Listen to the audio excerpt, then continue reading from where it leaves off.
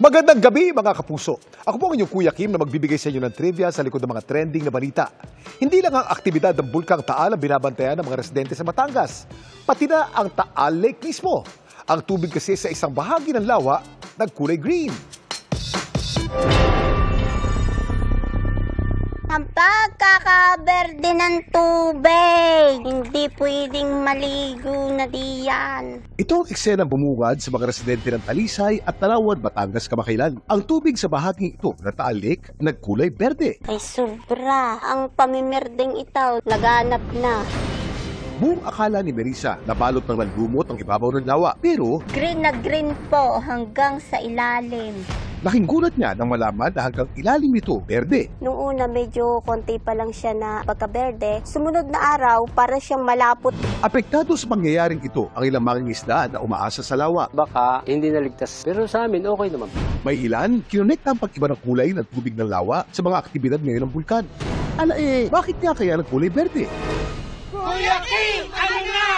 Ayon sa Bureau of Fisheries and Aquatic Resources o BFAR, kalabarason, walang kinalaman ng aktibidad ng Bulkang Taal sa pagbabago ng kulay ng tubig sa ilang bahagi ng Taal Lake. It's a natural process.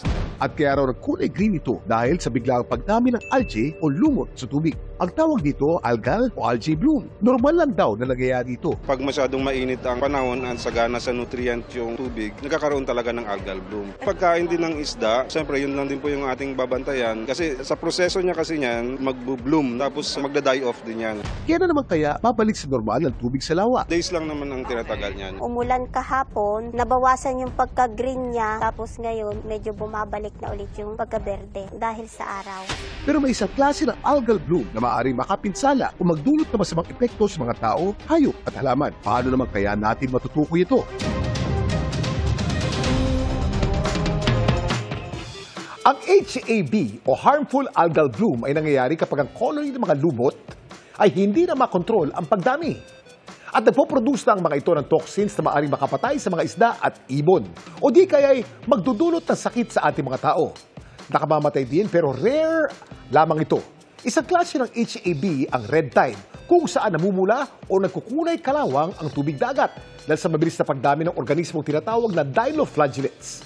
Ang lasong dala ng red tide sa mga lamang dagat ay pwedeng makaapekto sa ating nervous system. Samantala, para malaman ang trivia sa likod ng viral na balita, i-tweet o i-comment lang, #Kuya Kim. Ano na? Laging tandaan, kimportante ang may alam.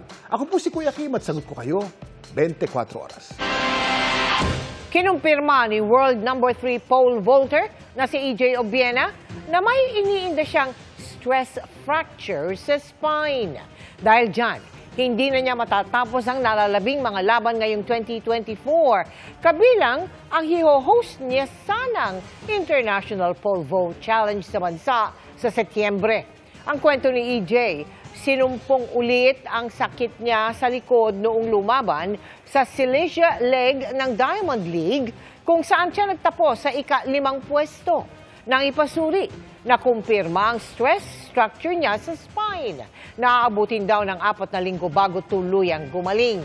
Sa kabila niyan, umaasa si EJ na makakabalik ng walang iniindang sakit para sa 2025 indoor season.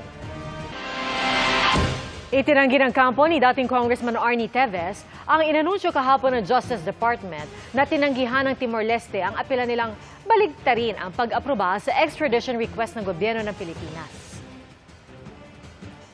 Ang dininay po ay yung stay order na inihain ng mga Timor-Leste lawyers na wag muna magdesisyon yung Timor-Leste court dahil merong pending na remedy na kami hinahabol sa United Nations. Ang tinutukoy na abogado ni Teves ay ang pagdulog nila sa United Nations Commission on Human Rights. Kaugnay na umano'y panghaharas at political persecution ng gobyerno ng Pilipinas kay Teves. Wala pang bagong paglilinaw ang Justice Department kaugnay nito. Target ng gobyerno mapabalik ng Pilipinas si Teves sa pamamagitan ng extradition para mapaharap sa kaso kaugnay ng pagpatay kay nooy Negros Oriental Governor Roel Degamo. Pahirapan ang pag-apula ng mga bumbero sa sunog sa Baseco compound na umabot sa ika-3 alarma. Bukod sa walang mabilis na akses sa lugar, marami ring nagpumilit na bumalik sa kanilang tahanan. Nakatutok si Mark Salazar. Sa lakas ng lagablab ng apoy at makapal na usok, mabilis na inakyat sa ikatlong alarma ang sunog na sumiklab sa Baseco compound sa Maynila bago mag-alas 12 ng tanghali kanina. Assessment po ng ating mga investigador na more or less 10 bahayan, kabahay po na damay sa sunog. Hindi madali ang responde dahil walang mabilis na access sa lugar. Kinailangan pang butasin ng concrete perimeter fence na ito sa kalapit na private compound para makalapit sa base of fire. Hindi lang kasi firefighting ang hamon sa mga responder, kundi pati ang crowd control. May mga residente kasing nagpupumilit bumalik sa nasusunog na bahay para magsalba pa ng gamit. Mga magnanakaw dyan galing sa dagat dyan dadaan. Eh kami, bawal pa kami pumasok. Yung anak ko nga nakatambay doon, ayaw doon sila papasukin kasi may ground daw po. Sa gitna ng nagmamadaling paglikas, na-recover ng isang fire volunteer ang tumpok ng perang ito sa isang nasusunog na bahay. Marami-rami rin po may mga nakarolyo na, tapos may sunog-sunog na mga pira-piraso na lang doon. Di ko na rin po na ilagay agad. Yung iba, halos abo na lang din. Ito ang mga perang halos inabu na, pero may lampas 7,000 pesos na buo pa at naka-turnover na sa Manila Fire District. Madali naman daw matutunto ng may-ari ng bahay kung saan na-recover ang pera. Ita-turnover po natin sa barangay upang maipatawag po niya kung saan po nakita ng volunteer yan. Pasado alauna, idineklara ng fire out ang sunog. Walang naitalang nasaktan, pero wala pang tansya ng halaga ng pinsala. Para sa GMA Integrated News, Mark Salazar, nakatutok 24 oras. Bukod kay dismissed Mayor Alice Go, gusto ring panagutin ng Justice Department ang kanyang mga abogado kasunod ng pagpuslit niya sa bansa. Nakatutok si Ivan Mayrina. Kausap ko kasi yung client ko. Sabi niya, nasa Pilipinas naman siya. Kausap ko siya kahapon kasi nga itong naglaba sa mga issues na to. Sinasure niya ako 100% na nasa Pilipinas siya. Yan ang pahayag ni Attorney Stephen David, isa sa mga abogado ni Alice Guo. Kasunod ng pagputok ng balitang nakapusit na palabas ng bansa ang pinatalsik na alkalde.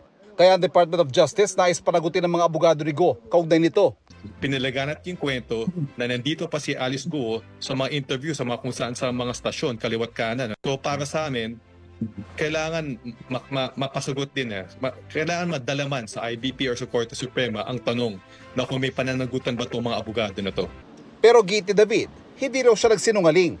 Sinabi lang daw niya kung anong sinabi sa kanya ng kanyang kliyente. Paano naman hindi maniniwala? Sinabi ng abogado, sinabi ng kliyente ko sa akin. Wala naman akong ibang basihan na hindi siya paniwalaan. Ilalaing ba yun? Tungkol naman sa sinabi ng DOJ na imbestigahan nila ang impormasyon na nagbayad daw si Guo ng 200 million pesos para makaalis ng bansa. Tugon ng kanyang abogado, sasagutin daw nila ang mga alegasyon kapag natanggap na ang mga summons sa kanila. Nauna lang sinabi ng DOJ na pananagutin din nila si Attorney Elmer Galicia na nagsabing nakita niya si Alice Guo na magpanotaryo ito ng affidavit sa kanya noong August 14, panahong nasa labasan ng bansa ang dating alkalde. Nang humarap sa Senado nitong Martes, inamin niyang hindi niya matiyak kung si Alice Guo nga ang nanumpa sa dokumento. Sa ngayon po, hindi ko na po masabi kung talagang siya yung nakita ko. Pero hawig po. Tinanong ko po kasi siya Mayor Alice Guo, sabi niya sa akin, alis na lang po. Yun po ang sabi niya sa akin. Ang pinanotaryo ni Guo ang kanyang counter-affidavit na humiling ng dismissal ng reklamong qualified human trafficking complaint sa DOJ dahil maituturing daw na palsipikado ang affidavit. Sinabi ng DOJ na hindi patiyak kung tatanggapin ng panel of prosecutors ang kontrasalaysay ni Guo at posibleng resolbahin ang mga reklamo laban sa kanya base lamang sa may ebidensyang inihain ng gobyerno. Maghahain rin daw ng karagdagang mga kaso ang DOJ. Halimbawa si Cassandra Ong, tuloy lang yun pag-imbestiga ng aming team sa PORAC, yun kanyang qualified trafficking in persons case. Kaya kay Sheila Guo, ang sa kaalaman ko, baka bukas or sa isang linggo ay masasampahan na siya ng kaso ng money laundering kasama si Alice Guo at madami pa ibang individual. Para sa GMA Integrated News, Ivan Mayrina, nakatutok 24 oras. 8 hanggang 12 linggong suspensyon ng regular academic program ang minungkahi ng ilang kongresista para daw matutukan ang mga estudyanteng kailangang maghabol sa math at sa pagbabasa. Pero kailan kaya yan tutupad? Nakatutok si Tina Panganiban Perez. Sa isang pag-aaral ng World Bank, lumabas na 9 sa bawat 10 batang Pilipino na 10 years old ang hindi nakakabasa o hindi naiintindihan ang babasahin na akma sa kanilang edad. Ito ang naisolusyonan ng House Resolution 1805 ni na House Committee on Basic Education and Culture Chair Roman Romulo at dating Negros Occidental 3rd District Representative at ngayon TESDA Director General Francisco Benitez.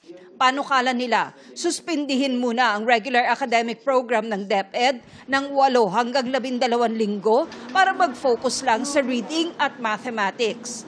Based on all assessment tests that we have seen and all studies, surveys, na kailangan talaga natin maggawa ng intervention programs during the regular academic calendar. Hindi na pwede yung after school, hindi na pwede yung summer lang.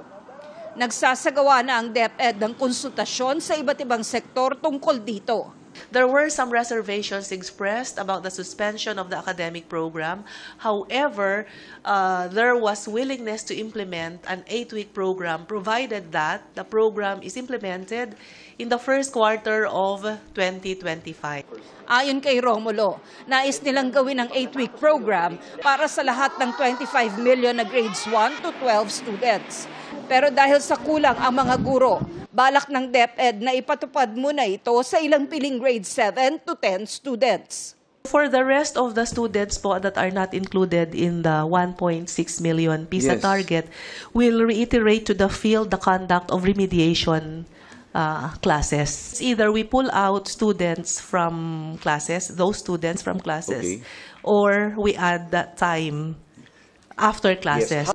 Pagkatapos ng 8 linggo, magkakaroon ng assessment sa estudyante. Kung hirap pa rin siya sa pagbabasa at sa mathematics, patuloy siyang tutulungan. At kung hirap pa rin, tutuloy rin sila sa next level, pero pagdating doon sa next level, itutuloy pa rin natin intervention. Para sa GMA Integrated News, Tina Panganiban Perez, nakatutok, 24 oras. Hinamon ng Philippine National Police si Police Colonel Joey Espenido na maglabas ng ebidensya sa mga isinawalat niya sa kamera na meron umano noong pabuya sa mga pulis kada mapapatay sa ilalim ng drug war ng Duterte administration. Ay kay PNP spokesperson Police Colonel Jean Fajardo, nakakalungkot na nilahat ni Espenido ang mga pulis, gayong marami pa rin gumagawaan niya ng tamang trabaho. At kung meron daw siyang ebidensya, tutulungan daw siya ng PNP. Sa pagdinig rin kahapon ng Quadcom, sinabi ni Espenido na pinalilipat umano ni Senator Bongo ang koleksyon mula sa mga pogo, small town lottery at weteng para sa pabuya sa Duterte drug war. Sa isang payag, mariing sinabi ni Senator Bongo na wala siyang kinalaman sa pogo at sa sinasabing reward system. Git ni Go, anumang suporta ang ibinigay noon ng mga pulis o sa mga pulis ay mula sa lehitimong pondo at programa ng gobyerno at hindi galing sa pogo. Pinabulaanan din niya na konektado ang pogo sa drug war at may pilit lang umanong ipinapasok ito sa kwento. Masasabi ni Bea Alonzo na masaya siya ngayon sa kanyang buhay despite the ups and downs she's been through. At kabilang sa tinutukan niya ang role sa Widow's War na sulit dahil sa positive comments ng mga manonood. Makichika kay Aubrey Carampel. Sa kabila ng mga pinagdaanan kaugnay sa kanyang love life, masaya at mas maayos na raw ang lagay ng puso ni Widow's War star Bea Alonzo.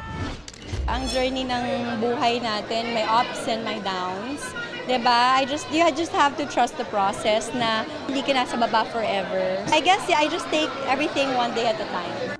Kahit na nga raw nakatuon ng mas marami niyang oras sa GMA Prime series na Widow's War, sulit naman daw dahil sa mga natatanggap nilang magagandang komento mula sa viewers. Isa sa mga napapansin din ng mga manonood ay ang fashion ng mga karakter nila. Ang ginagampanan niyang si Sam na isang interior designer bago nakapangasawa ng ubod ng yaman na si Paco Palacios. As you can see in the beginning of the story, mas simple pa si Sam. But right now, parang medyo nagiging gray yung character niya. As much as she doesn't want to become one of the Palacios, she's slowly becoming like Aurora. So marami siyang ipinaglalaban. So medyo sumusunod din yung pananamit niya doon. And speaking of yaman, laging kasama ang pangalan ni Bea bilang isa umano sa richest Filipino celebrity. Bukod sa pagiging artista at endorser, proud owner din si Bea ng isang 16-hectare farm sa Zambales at mayroon ding property abroad. Isa rin siyang entrepreneur na nag-launch ng kanyang travel organizer brand. While you have a day job, try to also think of another way to get money streams, like maybe creating an online business, all those things. Nagbigay din si Bea ng tips para sa mga gustong makapag-ipon. Number 1 is to never live beyond your means. So, unahin mo ang basics, mga basic needs. Siyempre, maganda rin namang bigyan mo ng diba? Minsan gusto mong i-reward yung sarili mo with a good meal, to travel, nice clothes, but never forget na unahin mo yung necessities. Aubrey Carampel, updated showbiz happening. And that's my chika this Thursday night. Ako po si Iya Arellano. Miss Mel, Miss Pia, Emil. Salamat sa iyo, Iya. Thank you, Iya. At yan ang mga balita ngayong Huwebes. Ako po si Mel Tiangco. Ako po si Pia Arcangel para sa mas malaking misyon. Para sa mas malawak na paglilingkod sa bayan, ako po si Emil Sumangil. Mula sa GMA Integrated News, ang News Authority ng Pilipino. Nakatuto kami 24 oras.